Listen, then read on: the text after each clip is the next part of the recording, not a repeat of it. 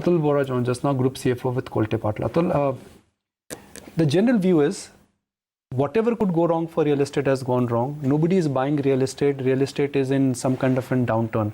Your numbers are telling me a different story. Why is that? The post RERA and GST, the customer get a lot of confidence in terms of regulatory and more disciplined market. Even though Kolte-Patil been very disciplined since even pre-RERA regime, but that gives a lot of confidence to the customer. One is buying with the organized and the reputed developer brand. Second, if we can see, which is the mid and affordable housing, which is one of the core area where customer is more inclined to buy and where Kolte-Patil has expertise, and I will say that that's our forte actually. In Pune market, Bangalore market, Mumbai, all the market where we presence, we focus more on the mid and affordable housing. That can be one of the factor what I would say. Sure. But just wanted to understand, because, as per our interactions and understanding, the problem was with the liquidity in the system, which got jammed. Do you think that issue has somewhat eased, or is liquidity given to developers, not just you, but the industry at large, is still a very big concern? Yes, access to fund from the customer side is little bit concern over a period of last 1 year, 1.5 years. But in affordable and mid segment, I guess that is not a big concern.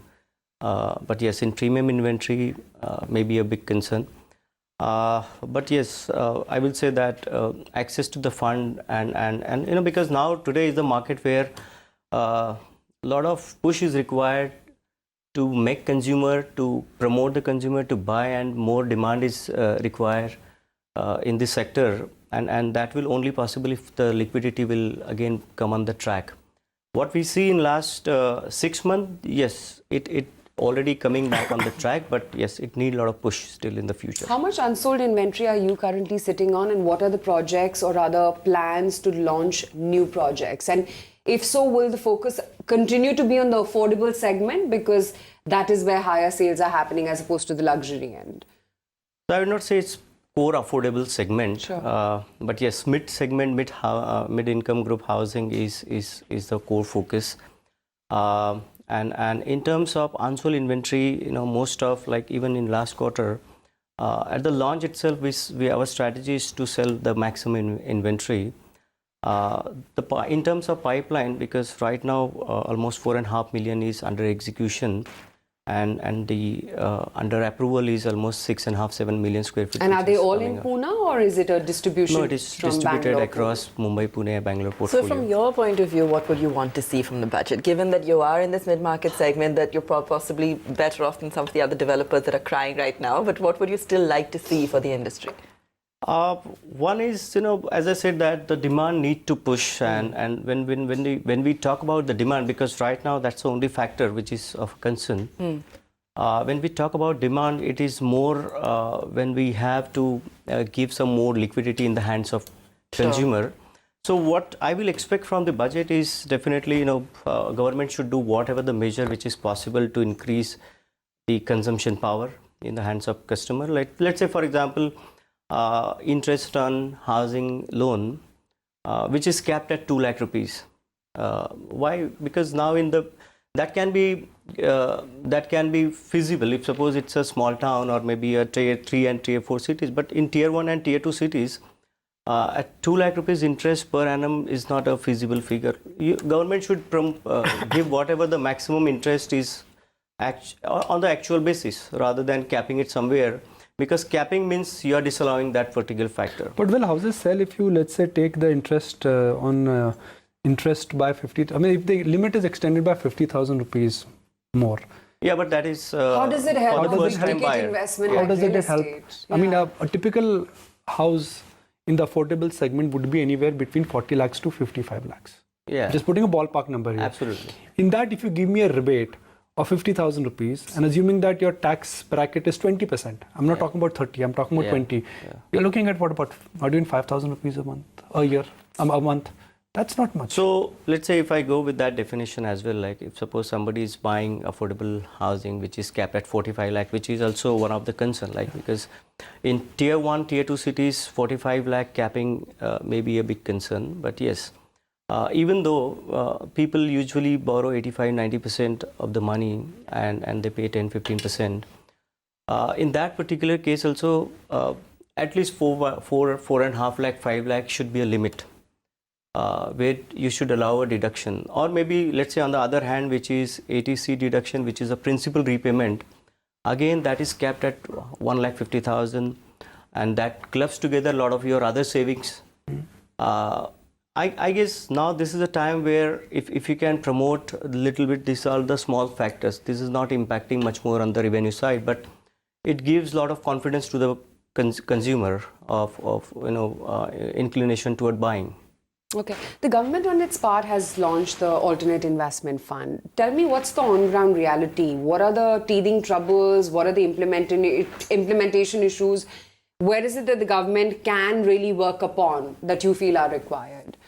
No, first of all, I really want to welcome this. This is one of the, I will say that most awaited factor what government should do and promote, because last mile funding for the stuck-up projects is because now, let's say today, almost 4.5 lakhs unit are stuck up in or maybe I'll say that unsold, and that is mainly on account of the last mile funding support or a stress situation. I guess this is the real pain of the industry today, is where all this backlog and the stress has to be released, so that going forward there will be a lot of smooth and functioning can be possible, and obviously the customer confidence will again gain back. What happened, like there are good developers who are trying to rebuild the position, but with the stuck-up project again the sentiment goes on a negative side. Do you think so that will definitely boost the sentiment of the market. Do you think the real estate sector will only come back when the excesses in the system will get cleaned up? What happened last 5 years ago was that every land parcel which was available, somehow it became part of the development process. After that, economy has slowed down, excess inventory has got created. The demand is not the excess inventory has got created. It may take 2 years, 3 years, 5 years, but it's that slump you'll have to go through. Bigger companies like yours will survive, some smaller ones are only suffering. So whatever government does, that's just going to be a booster shot. That's not going to kickstart a new cycle. See, excess inventory, but I'll say that there is a shifting of the consumer choice. When these inventory were built, people of most of the developer are thinking that the bigger and the better inventory will be the market choice. Eventually that market choice has changed, and this bigger and premium inventory become a pain. And you rightly said that, okay, until you don't clean up all your small previous issues, you cannot see a better future for the real estate, which is one of the prominent sector. When today in GDP it is contributing 10-11%, and in future also, because this is a sector which generate the second largest employment, and directly, indirectly. So there are a lot of push required to clean up the system, to bring back the confidence to the consumer, to do whatever possible where the consumer is inclined to buy and throw some more demand in the market. Maybe by a little bit of a stress fund, but yes, execution is more important in this stress fund. Faster execution, I will say, because what happened, like today you are already on a ventilator system, so you cannot wait for more until so that faster execution is something what I can recommend in this. So besides a bigger rebate on home loans and maybe some salary cuts when it comes to personal taxes, you're not expecting anything else for the real estate sector? No, so definitely. And thereby a right now, let's say change. if it is a corporate tax, it is good that government has reduced to 25%. But in terms of personal tax, which is still effective tax, it is 35-36%. And if suppose there is some sort of ease out in that taxation and some benefit can be passed on to the individual, So which that's- ultimately can throw some more liquidity and which can come back in the system again. Which will, because whatever it is, consumption need to promote consumption will leads to a lot of economic success factors. Okay. Well, appreciate your time. And let's say let's ATIBA, which is affordable regulation for building the affordable housing, which is now ending up in 31st March to 2020. I would suggest that maybe if suppose this scheme continues for next 2 years, 3 years more, where people will incline to build more affordable housing, developer will get promoted by getting some ATIB benefit. So that can be one factor which can be possible to extend in terms of boosting the affordable housing. Then yes, very important factor which is left over right now is the input tax credit. Right. Because that is something, because on the output there is 5% tax. If it is affordable, it is 1% tax. But if there is no input tax credit, then it is double taxation. And that impact of input tax credit is even higher than 5% actually in currently. So the effective tax rate, let's say today with input tax credit plus GST plus registration, it goes to almost 20-21%. And that in current market situation may not be feasible. Maybe yes, 1-2 year you ease out the system, promote it, and then might be again back to track. Sure. But yes, this 2-3 year is something where government should think of all these small factors which can bring confidence, liquidity, and push the demand more.